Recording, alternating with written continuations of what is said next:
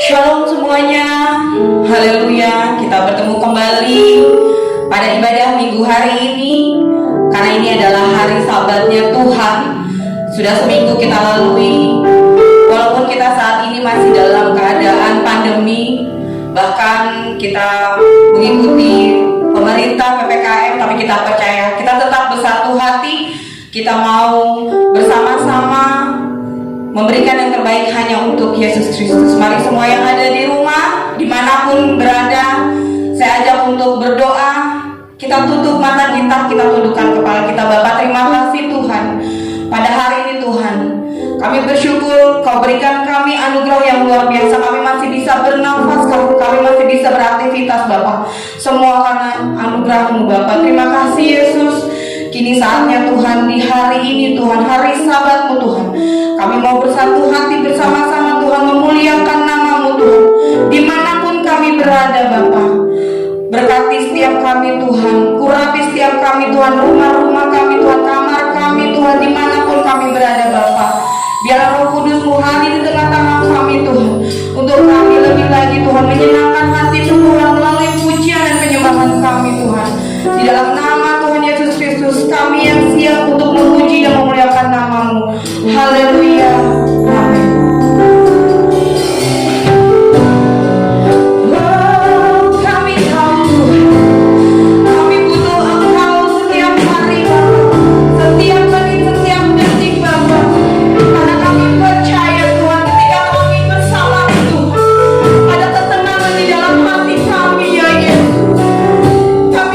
Tuhan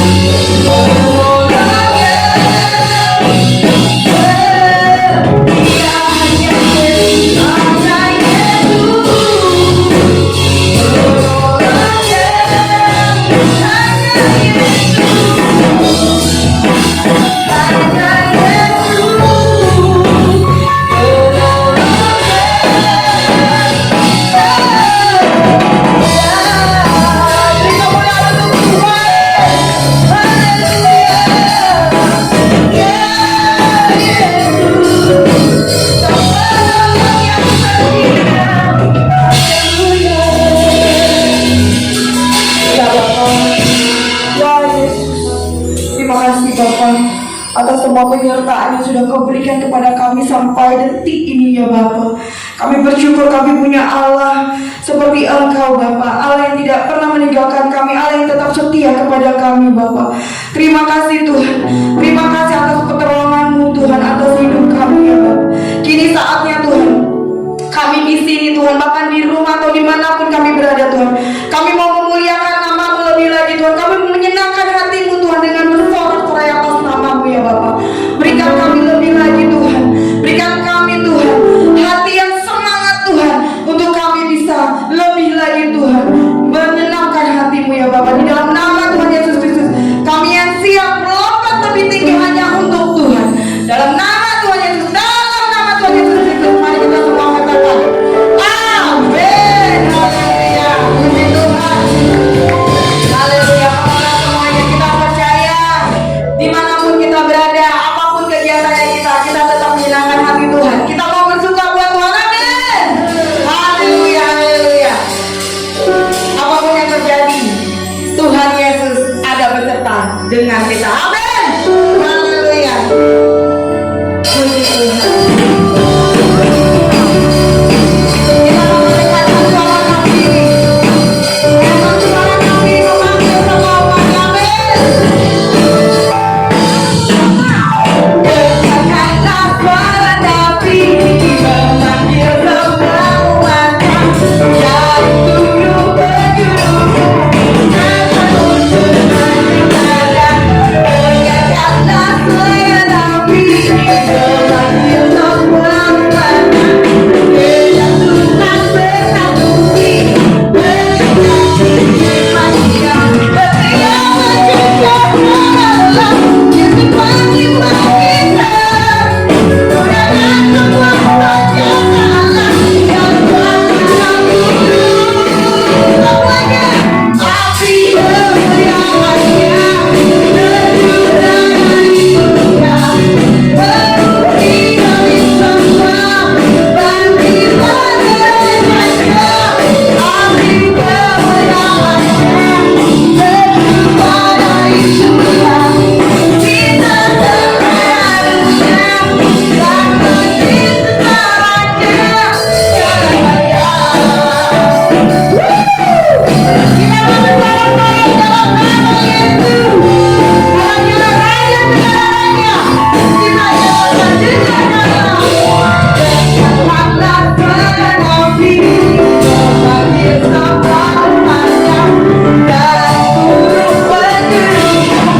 ke ujung, dengan ujung saya. Dengarkanlah suara Nabi memanggil semua umatnya dengan Tuhan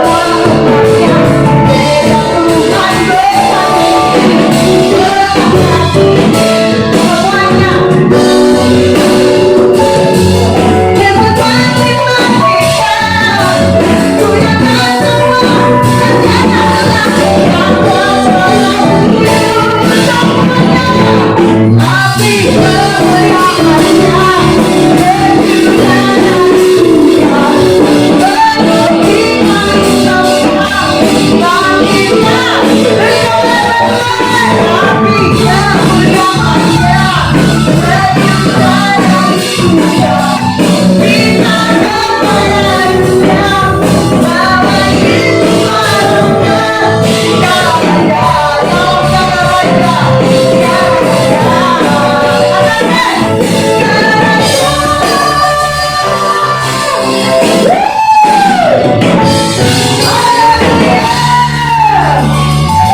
ya Raja, ya Raja. Haleluya, haleluya.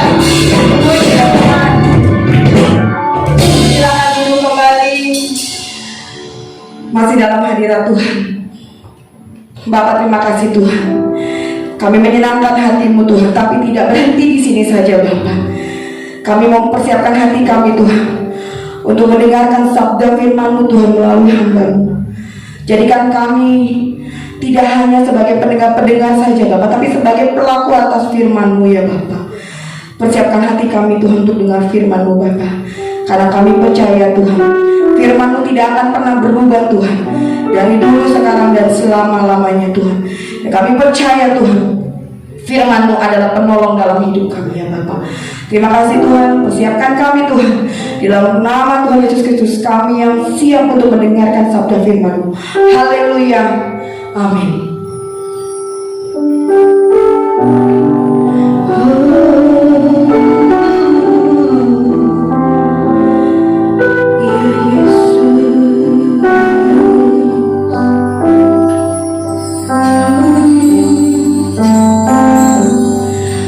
Kusiapkan hatiku Tuhan untuk dengar firman-Mu saat ini.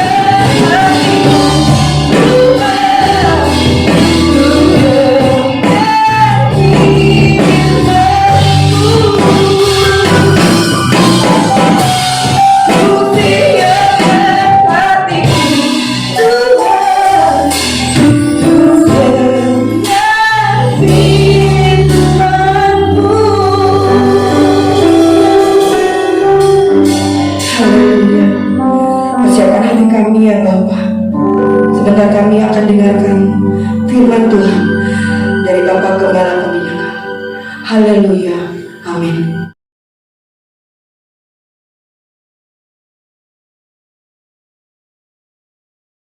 Shalom semuanya. Kalau kita melihat Wahyu 2 ayat 1 sampai dengan 7, ini adalah pesan Tuhan Yesus kepada jemaat di Efesus. Tuhan Yesus berkata, "Aku tahu segala pekerjaanmu, baik jerih payahmu maupun ketekunanmu. Aku tahu bahwa engkau tidak dapat sabar terhadap orang-orang jahat. Ada yang menyebut dirinya rasul, tetapi sebenarnya mereka berdusta. Engkau tetap sabar dan menderita oleh karena namaku. Dan engkau tidak mengenal lelah. Engkau juga membenci segala perbuatan pengikut-pengikut Nikolaus yang juga aku benci. Namun demikian, aku mencela engkau karena engkau telah meninggalkan kasihmu yang semula. Sebab itu ingatlah betapa dalamnya engkau telah jatuh. Bertobatlah dan lakukanlah lagi apa yang semula engkau lakukan. Jika tidak demikian, aku akan datang kepadamu dan aku akan mengambil kaki dianmu dari tempatnya, jikalau engkau tidak bertobat." Sesuai dengan penjelasan Alkitab Penuntun Hidup Berkelimpahan, yang dimaksudkan dengan mengambil kaki dianmu, artinya menolak dan mengeluarkan dari dalam kerajaannya, yang berarti kehilangan keselamatan.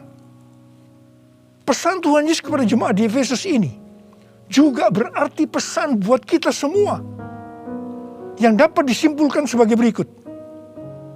Kalau kita melihat apa yang dilakukan jemaat di Efesus untuk melayani pekerjaan Tuhan, itu sungguh luar biasa.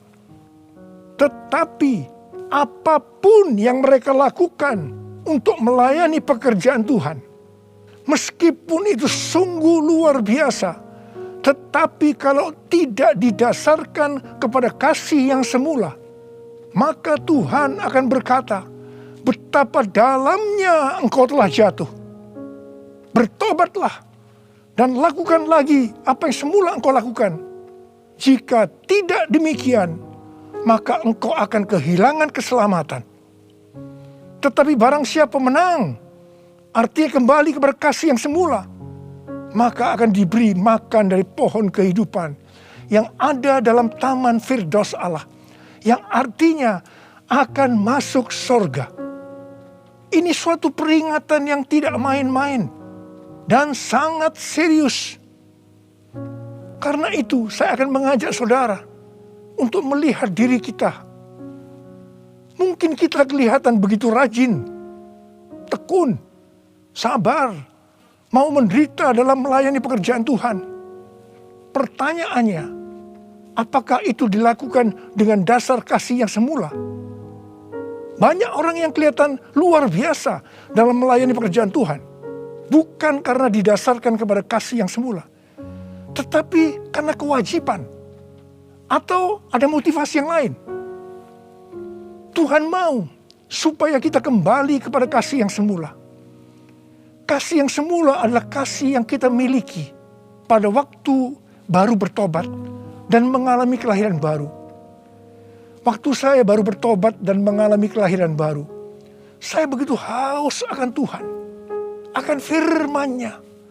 Dan saya selalu menjaga kehidupan saya agar selalu hidup kudus sesuai dengan firman Tuhan.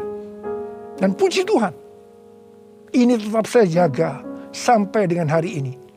Bahkan kasih saya kepada Tuhan semakin bertambah. Orang yang memiliki kasih yang semula pasti akan hidup sama seperti Kristus telah hidup. Orang yang memiliki kasih yang semula pasti hidup sebagai orang yang berintegritas, hidup tulus dan jujur di hadapan Tuhan. Orang yang memiliki kasih yang semula pasti akan keluar sebagai pemenang. Orang yang memiliki kasih yang semula akan ikut dalam pengangkatan dan masuk surga. Yang percaya katakan amin. Ku cinta Kau Yesus, hanya Engkau bagiku Yesus. Sungguh ku rindu mengatakannya, betapa aku mengasihimu. Engkau Allah dan Rajaku, kekasih dan hidupku. Engkau segalanya bagiku. Ku bersyukur kepadamu. Ku bersyukur kepadamu. Ku bersyukur kepadamu.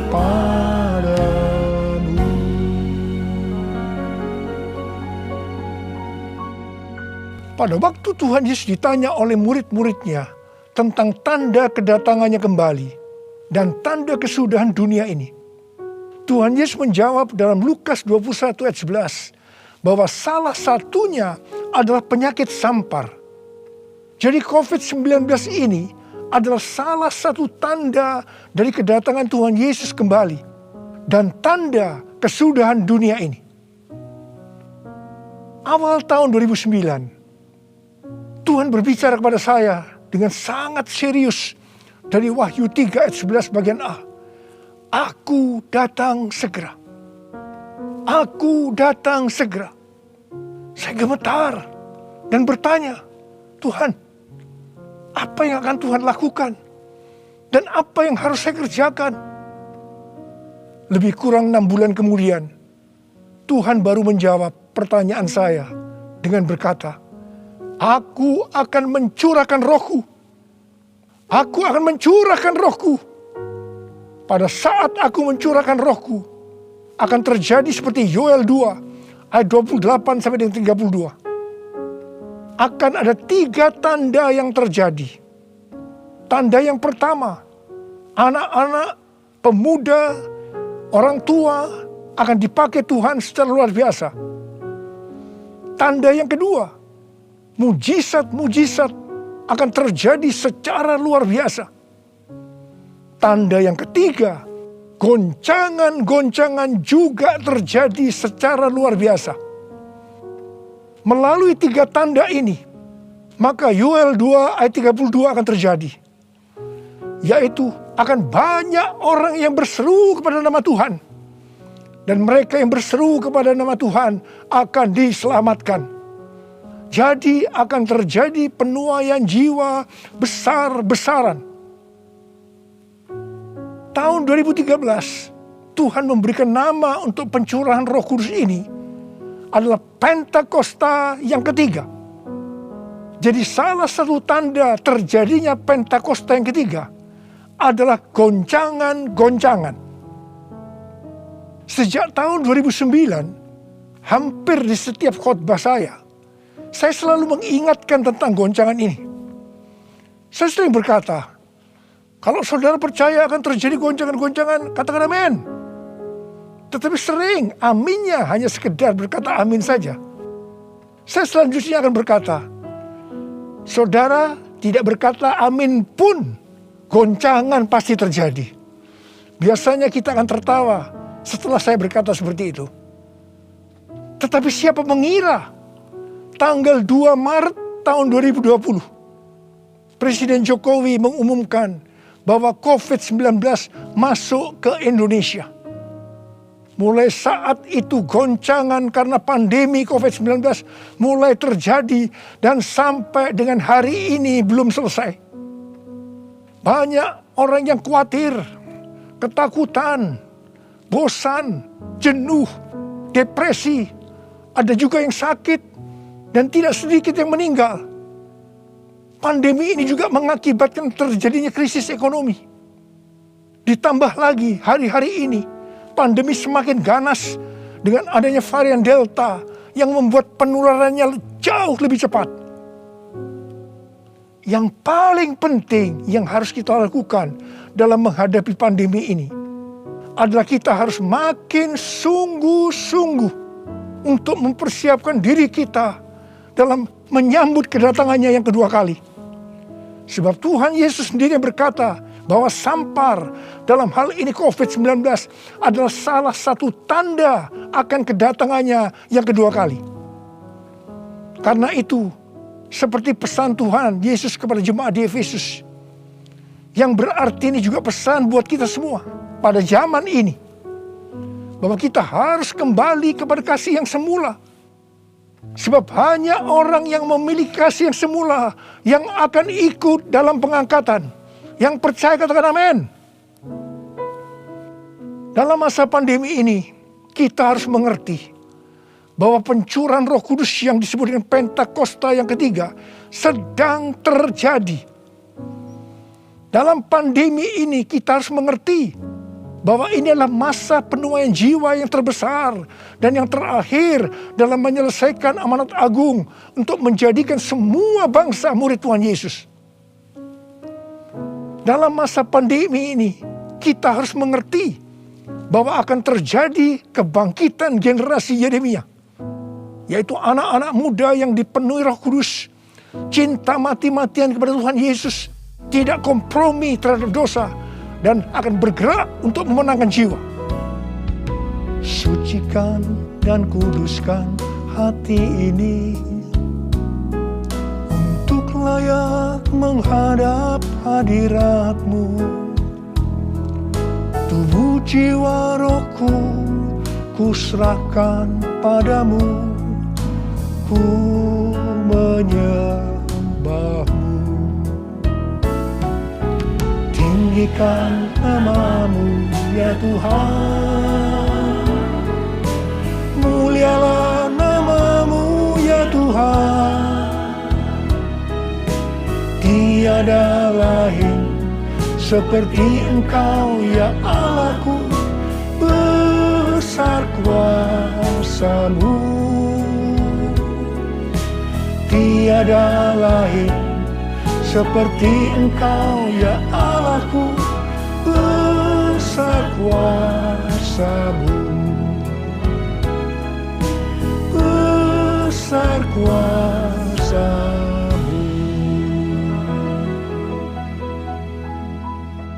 Mazmur 127 ayat 1 dan 2 berkata, jikalau bukan Tuhan yang membangun rumah, sia-sialah usaha orang yang membangunnya. Jikalau bukan Tuhan yang mengawal kota, sia-sialah pengawal berjaga-jaga. Sia-sialah kamu bangun pagi-pagi dan duduk-duduk sampai jauh malam, dan makan roti yang diperoleh dengan susah payah. Sebab Ia memberikannya kepada yang dicintainya pada waktu tidur. Ayat ini mengingatkan kita bahwa dalam segala hal, termasuk dalam masa pandemi ini, kita harus mengandalkan Tuhan. Termasuk dalam hal membangun rumah, termasuk dalam hal perlindungan. Sesuai dengan Mazmur 91 dikatakan, kalau kita menjadikan Tuhan sebagai tempat perlindungan dan kubu pertahanan kita, maka kita tidak usah takut terhadap kedahsyatan malam, terhadap panah yang terbang di waktu siang, terhadap penyakit sampar yang berjalan di dalam gelap, terhadap penyakit menular yang mengamuk di waktu petang. Termasuk dalam hal mencari nafkah di tengah-tengah krisis ekonomi yang terjadi hari-hari ini. Kita harus tetap mengandalkan Tuhan. Mungkin ada di antara saudara yang kena PHK. Atau mungkin mengalami kesulitan karena banyak faktor sehingga mengalami kerugian. Kesulitan untuk mencari keuntungan. Tetapi sesuai dengan ayat firman Tuhan tadi, kita diingatkan bahwa Tuhan justru akan memberikan berkat-Nya kepada yang dicintainya pada waktu tidur. Berkat yang diberikan pada waktu tidur di sini bisa diartikan berkat yang diberikan bukan karena kehebatan kita, bukan karena prestasi kita, bukan karena kekuatan kita, bukan karena kepandaian kita, juga bukan karena usaha kita yang mati-matian. Dan berkat yang seperti itu hanya diberikan kepada orang yang dicintainya. Haleluya! Kalau kita mengandalkan Tuhan, kita pasti menjadi orang yang dicintai Tuhan. Orang yang mengandalkan Tuhan adalah orang yang mengikuti segala perintah yang diberikan tanpa ragu-ragu, tanpa banyak pertanyaan, tanpa bersungut-sungut, tetapi dengan hati yang percaya disertai ucapan syukur. Demikian juga dalam menghadapi pandemi ini. Kalau kita mengandalkan Tuhan, itu berarti kita akan mengikuti perintah-perintahnya. Saya akan mengingatkan kembali tuntunan Tuhan sejak awal dari pandemi ini. Apakah saudara ingat? Dan apakah saudara tetap melakukannya? Mungkin ada yang berpikir bahwa pandemi ini sesuatu yang biasa. Mungkin karena sudah bosan, karena jenuh. Tetapi ingat, kita boleh bosan dan jenuh, tetapi COVID-nya belum bosan. Karena itu kita harus dengan serius menghadapi pandemi ini. Mari, saya akan ajak saudara untuk mengingat kembali tuntunan Tuhan. Yang pertama, sesuai dengan 2 Tawarikh 7 ayat 13 dan 14 yang mengatakan bahwa kalau kita mengalami pandemi dan krisis ekonomi, maka kita harus merendahkan diri, berdoa, mencari wajah Tuhan, serta berbalik dari jalan-jalan yang jahat. Kalau kita melakukan itu, maka Tuhan akan mendengar dari sorga dan akan mengampuni dosa kita, serta memulihkan negeri kita Indonesia yang tercinta. Katakan amin. Yang kedua, kita diminta untuk menghardik COVID-19 dan krisis ekonomi dengan berkata, dalam nama Yesus, diam, tenanglah. Apakah saudara sudah melakukan ini? Yang ketiga, kita diminta memperkatakan Mazmur 91 karena kita percaya akan janji Tuhan. Yang keempat, kita diminta melakukan seperti yang dilakukan oleh Daud ketika Tuhan menghukum orang Israel, di mana ada 70.000 orang yang mati karena penyakit sampar. Daud waktu itu membuat mezbah di pengirikan milik Arauna dengan membayar harganya. Waktu itu Arauna akan memberikan secara gratis kepada Daud. Tetapi Daud tidak mau.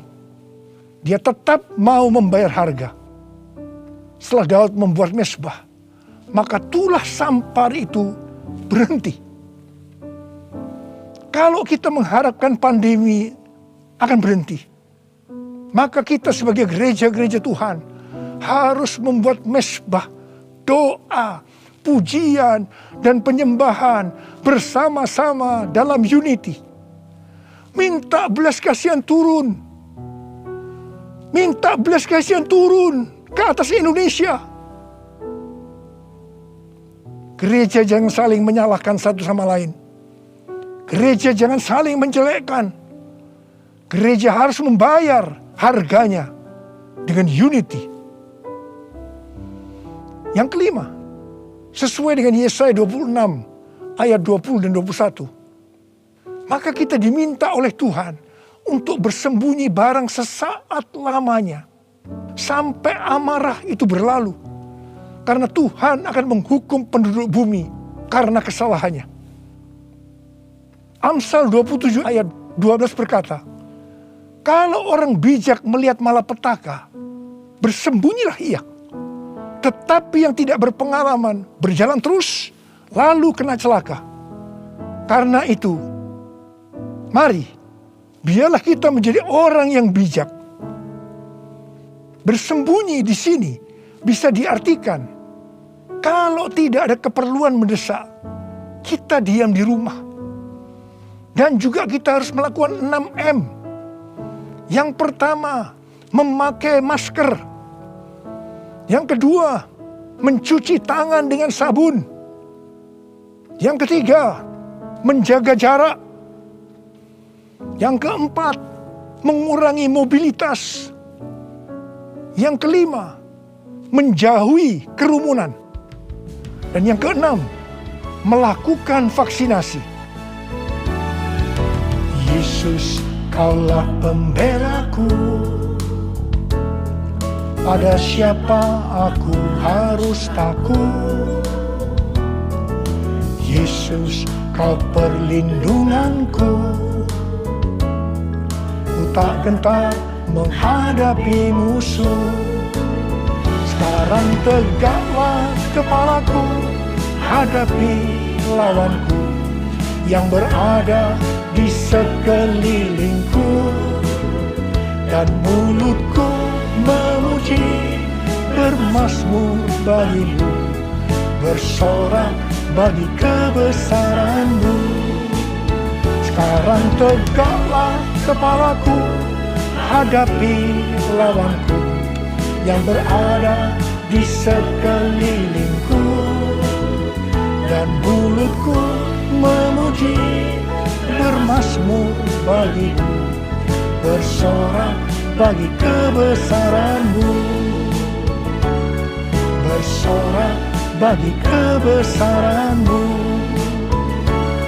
Bersorak bagi kebesaran-Mu.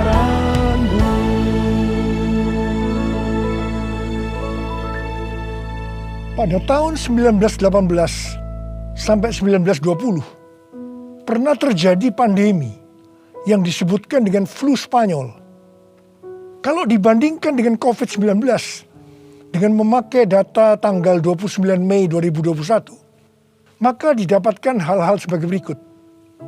Yang pertama, jumlah infeksi. Flu Spanyol 2 tahun, 500 juta orang. COVID-19 1 tahun 3 bulan, 162 juta. Jadi berarti ini relatif kecil. Yang kedua, jumlah kematian. Flu Spanyol diperkirakan risknya memang agak besar, 20 sampai 100 juta dalam waktu 2 tahun itu. Tapi COVID-19 1 tahun 3 bulan 3,52 juta. Berarti jauh lebih sedikit. Kemudian jumlah negara yang terpapar. Flu Spanyol kurang dari 50%. Tetapi COVID-19 hampir atau kalau bisa dikatakan 100%. Yang keempat, soal dampak ekonomi. Flu Spanyol tidak lebih buruk dari zaman depresi ekonomi global tahun 1930-an. Tetapi COVID-19 dikatakan yang terburuk sejak zaman depresi ekonomi global tahun 1930-an. Tergantung kapan pandemi berakhir. Kalau berlarut-larut, krisis ekonomi COVID-19 bisa lebih buruk dari zaman depresi ekonomi global tahun 1930-an. Tetapi yang paling menonjol dari COVID-19 ini adalah angka depresi, kecemasan, stres justru tertinggi sepanjang sejarah. Angka depresi global tahun 2020 adalah sebesar 25% dibandingkan dengan angka depresi global tahun 2017 yang hanya 3,44%. Dengan melihat ini semua, saya percaya rencana Tuhan bagi umat manusia adalah supaya mereka bertobat, mencari wajah Tuhan, sehingga terjadi penuaian jiwa yang terbesar dan yang terakhir sebelum Tuhan Yesus datang kembali. Sesuatu yang mengherankan dari flu Spanyol ini adalah bahwa setelah infeksi gelombang kedua yang meningkat secara luar biasa, tiba-tiba virusnya menghilang. Entah pergi kemana. Entah kemana perginya. Wow. Kita boleh berdoa kepada Tuhan agar ini juga terjadi pada COVID-19. Serta varian-varian yang lain. Yang tiba-tiba menghilang. Entah kemana. Karena amarah Tuhan sudah berlalu. Karena itu, sekali lagi saya mengingatkan agar kita melakukan tuntunan Tuhan untuk menghadapi pandemi COVID-19 ini dengan lebih serius dan sungguh-sungguh, supaya Tuhan juga menuntun kita di tengah pandemi yang sedang bergejolak ini. Saya percaya kalau kita kembali kepada kasih yang semula, kita akan berkata, Tuhan, pakai saya menjadi alat-Mu untuk menyelesaikan amanat agung. Maranatha, datanglah segera Tuhan Yesus.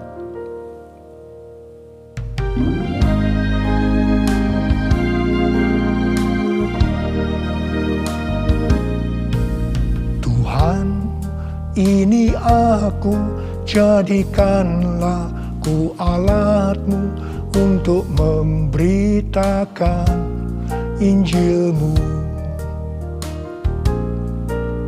Tuhan, ini aku, jadikanlah ku hamba-Mu untuk melakukan firman-Mu. Penuhi hidupku dengan Roh-Mu, agar ku jadi saksi-Mu. Pakailah hidupku dan urapilah untuk kemuliaan nama-Mu. Untuk kemuliaan nama-Mu. Untuk kemuliaan nama-Mu. Kurialaba syaralaba kana marabala bala bala bala. Oh ya la la bara bara bara bara bara bara bara bara. Oh ya la la bala bala bala bala bala bala. Ada berapa banyak di antara saudara yang berkata kepada Tuhan, Tuhan, ini saya Tuhan, ini saya Tuhan, pakailah saya menjadi alat-Mu untuk menyelesaikan amanat agung Tuhan Yesus. Saudara boleh angkat tangan saudara. Kau melihat anak-anak-Mu yang sedang mengangkat tangan Tuhan.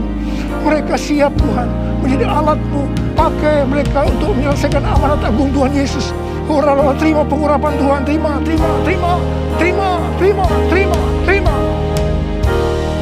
Oh Tuhan Yesus, di tengah-tengah pandemi hari-hari ini Tuhan, biarlah kami mengerti, kami harus kembali kepada kasih yang semula. Tuhan, biarlah anak-anak-Mu mengerti akan hal ini. Mereka akan kembali kepada kasih yang semula ya Tuhan. Bapa-Mu berdoa buat mereka yang sekarang sedang terpapar dengan COVID-19 ini Tuhan. Mereka yang sekarang sedang mengalami krisis dalam ekonomi mereka. Tolong mereka Tuhan. Tolong anak-anak-Mu. Tolong mereka. Kasihanilah mereka Tuhan. Kasihani Indonesia. Kasihani Indonesia Tuhan. Kasihani Indonesia. Belas kasihan Tuhan turun ke atas kamu semua. Belas kasihan Tuhan turun ke atas Indonesia. Terima kasih dalam nama Yesus. Dalam nama Yesus. Haleluya. Amin. Ya, puji Tuhan. Shalom saudara. Kita sudah mendengarkan kebenaran firman Tuhan dari gembala pembina kita. Biarlah apa yang telah disampaikan bisa menjadi kekuatan penuntun bagi kita dalam kita menghadapi pandemi COVID-19 yang belum berakhir ini, saudara. Ya, puji Tuhan, saudara Tuhan Yesus Kristus, pengumuman gereja, ibadah minggu depan mungkin masih ibadah secara online, namun nanti kita akan melihat apakah PPKM ini masih diperpanjang atau tidak. Ya, namun yang pasti akan disampaikan melalui media atau WA dan disampaikan kepada jemaat. Nah, saudara, bagi Bapak Ibu yang memberikan persembahan, ucapan syukur dan persepuluhan, Bapak Ibu bisa transfer ke rekening gereja. Ya, puji Tuhan. Itu saja kita akan akhiri ibadah kita pada hari ini. Kita sama-sama bangkit berdiri. Kita nyanyikan pujian kita, kiranya Engkau memberkati aku. Amin.